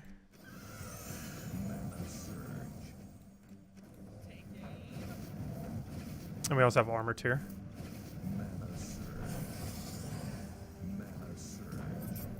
Because this thing's a mini Royal Engineer, and this will keep us from dying, hopefully. Unless it gets killed like immediately, then that's a problem if we're up against a Royal Engineer. Because our main damage source is in first slot right now, which is scary. Weaver's our other main damage source though. Worst comes to worst, we could cheese with poison. If we stall out a fight for a billion years. If we stall for like 30 turns, pretty much everything in arena dies to poison. Ideally, it will not come to that. Though, worst comes to worst, we can win that way. Weaver's really strong in arena. We kind of need to cover a tier list at some point. That'd be a very long video though. Because we'd have to go over every comment to epic in the entire game. Kind of like those videos that we did a little while back. There's just so many to go over. Because we're talking like, what, 500 troops, more or less? Somewhere around there. It's a really big number. Killing that because he can actually win if he somehow gets absurd luck. Very unlikely, but just to make sure. I'm actually going to do this green storm just so I can find a green. There we go. That didn't really help us find that specific green, but I'll still take credit for him doing so, or her. He can't stand arena. Yeah, I'm not sure if we'll be doing this every week going forward. I'm doing it this week for the sake of doing it. However, every week going forward, I'm not sure if we're going to do daily arena. However, every day this week we will be doing daily arena. But going forward, we might not be. Because I can see it becoming very tiring very quickly. It's also somewhat time consuming. But how many losses we did, I think we're already going to be around like 40 to 50 minutes to do everything we want to for arena. Almost even an hour. Which is quite a bit of time just to roll 1 day's worth of things. It can get really time consuming when you're losing. It's probably best just to repick spam until you have a draft that doesn't look sickening. Okay, we might actually lose this one. And by might, I mean we have lost this one. I might as well just retreat. It's already over. The chance we could cheese it with just Musketeer at that point is very unlikely. I might need to move our damage source back a little bit. The problem is both our 2 heavy damage sources are right up front. I might need to move Musketeer in the second slot so Weaver is in the safest possible location. I hate that doesn't hit in correct priority order. I don't think anyone even noticed it during the event because of how irrelevant it is. Oh, maybe. Well, it's only a 10 armor tier, so yeah, it probably wouldn't have been noticed much. That's really relevant in arena when 10 armor is literally their entire armor value. But it makes it more obvious that it does it in incorrect order.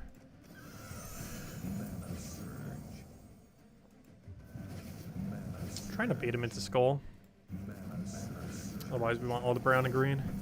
Technically purple. I think Musketeer cleans that one. We kill you with that.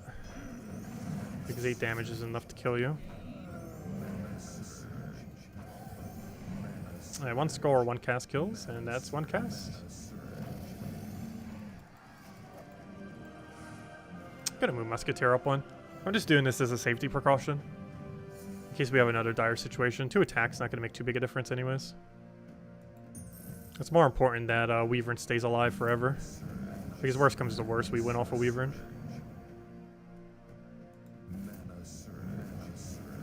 I want to get his ability off just to get some poison procs. Oh no! You count it as beasts. Wait, she counts as beast? I guess a Rashka beast? That was an unfortunate kill. Or death. I'm so glad I have Weaver in back one. Because now Weaver just gets the carry. He would get the perfect charm on that. That's the only bad thing about having the Weaver in there. Charm gets to counter it. So few teams are going to have Charm though. And realistically, we already won this. Charm isn't going to be able to damage us, and we just won. Much better with Weaver moved back one. Even though he had the exact option he needed to counter the fact that Weaver was moved back one. Because Charm was very likely, because if it charmed that one or that one, they would both hit the Weaver. The one mechanic that counters this team. Though almost no one runs Charm in Arena. Or Charm in general. Charm is kind of underwhelming in most situations. Mostly because attack buffing is basically not viable anywheres. For the most part. I did that so Musketeer can kill here. Oh gosh, Vinoxia. Oh no! We're gonna die to infinite Vinoxia loop. Oh no. This is exceedingly problematic. Luckily it has such a high mana cost for arena standards that we're probably not gonna be an issue.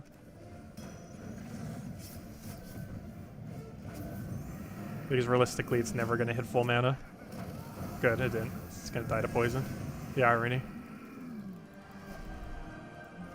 A poison troop dying to poison. I haven't got a deed offer. I don't want deeds though. I want Imperial deeds, and I maybe want writs, so I don't want normal deeds. Not too bad roll so far. But that one's technically not too bad though, but I don't want it. Oh, I keep clicking treasure hunt instead. Though I don't think it matters if we accidentally waste a few maps. I think we'll live. Let's see. Exploded Jam, give Reflect. Useless. Useless. I hate all of it. No. Give me a good... Oh, we actually did get... Oh, you know what? I might have accidentally drafted something good. Hold up. I got Ancient Golem and Ranger. Is that worth sticking with? Is that so overpowered that I would want to use it? I'm leaning towards yes. Even though I picked up Azura. Which is pretty bad. I think we actually run with this. I mean Asha, not Azura. Yeah, Asha's enough to carry us.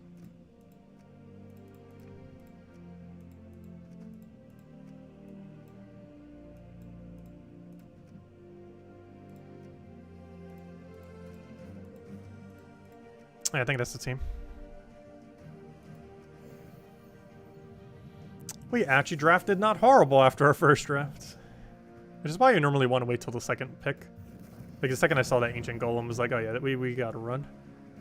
We can make that work. I was trying to get a Cascade over here for the Reds. I might just have to take the Reds. I just give him a 5 times. Luckily he doesn't use red though. He does use yellow though.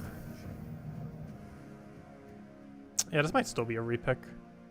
This team's still kind of meh. Problem is Asha's blocking all the manas we need. And there's no way I'm putting Asha in last slot. Because I want it to die as immediately as possible and just use that as our skull tank.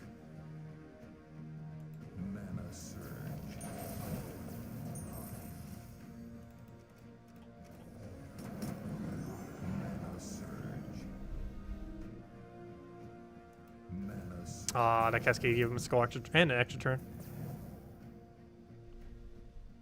Green Surge isn't full mana. I almost forgot that thing has disease. Disease actually isn't horrible in Arena in this context. Helps delay something from getting full mana for a while, while also still blocking their mana. It's good if an enemy team's using a lot of colors of the same color. Like on our team, we'd want to use it on a yellow troop, so we're blocked on yellow. Or on that first troop on the Asha, so it would block both of them.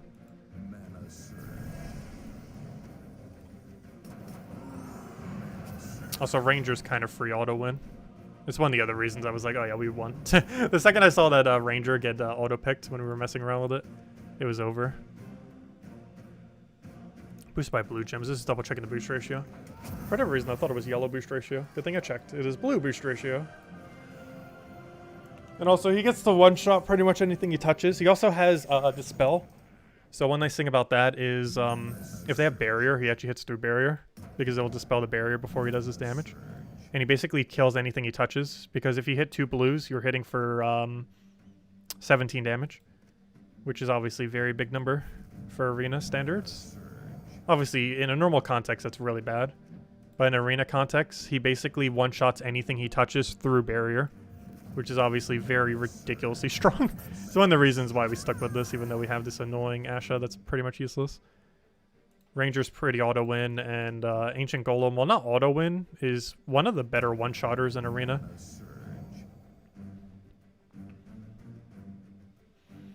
And this thing has one of the best first casts. It has diminishing return, though. Every cast beyond first kind of is weaker.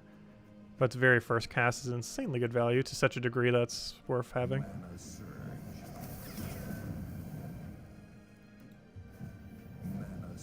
Oh no, the gnome's gonna run away. Also, why do we keep getting the exact same gnome? Also, no, he's not. Never mind. Okay, that was a huge Asha right there. Asha's not completely useless. It's just a very clunky troop. What are you doing? Survive with 1 HP. Doesn't even matter what we click there. Anything would have killed. Even the skull that got exploded killed. But if anyone else knows any other questions, let me know. Also, see you later, Jason. Because after this arena run, we'll be calling it a night. Also, hey, a 2-hour stream. Yeah, the stream's been going a little bit longer since we've been throwing arena in there. I don't know. I both hate and love arena. Compared to other games arena, I feel like Gems of War's arena is very weak as far as its replayability. But it does have its good moments. The main interesting thing about it is that you do play stuff that you would never play otherwise. There are so many teams you would never, ever, ever build that you play in arena, like what we're using right now. We would never, under any circumstance, use this team if it wasn't for arena. Oh, what was your question? What was in the box? No. Also, I still haven't opened that other box yet. I still need to go check the thing to see if the green screen will work, the new green screen.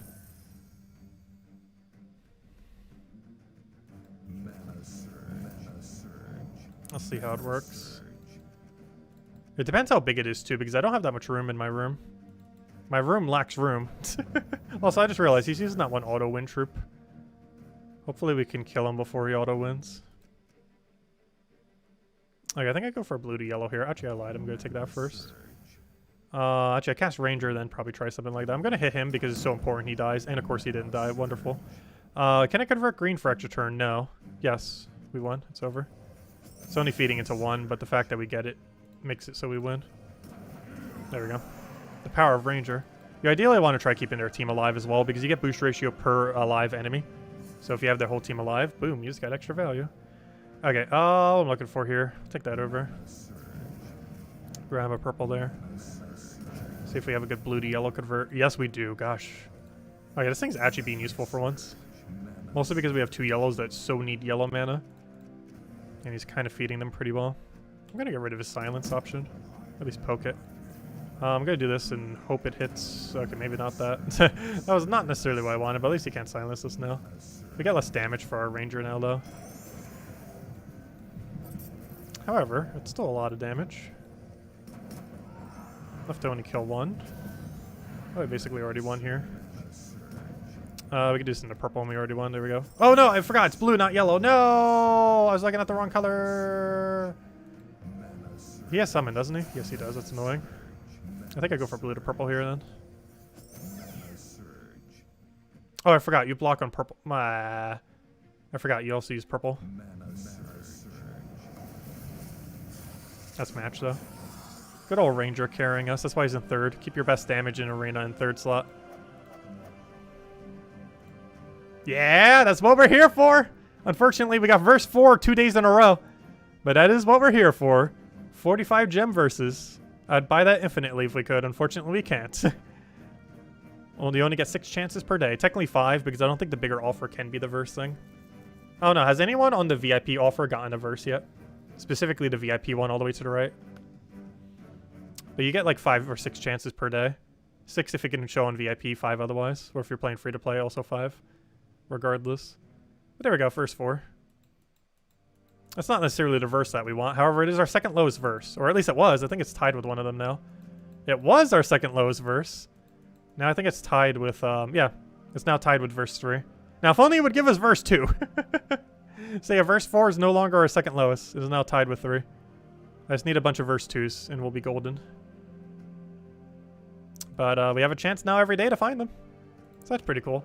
But anyways, guys, any other questions? Otherwise, we will be back tomorrow, same time as always, 8 p.m. Eastern Standard Time, 2 hours prior to now tomorrow. I will be doing a midday stream tomorrow, however, not on Friday. Tomorrow, we're going to be doing a midday stream of a auto battler that has gained a little bit of popularity recently.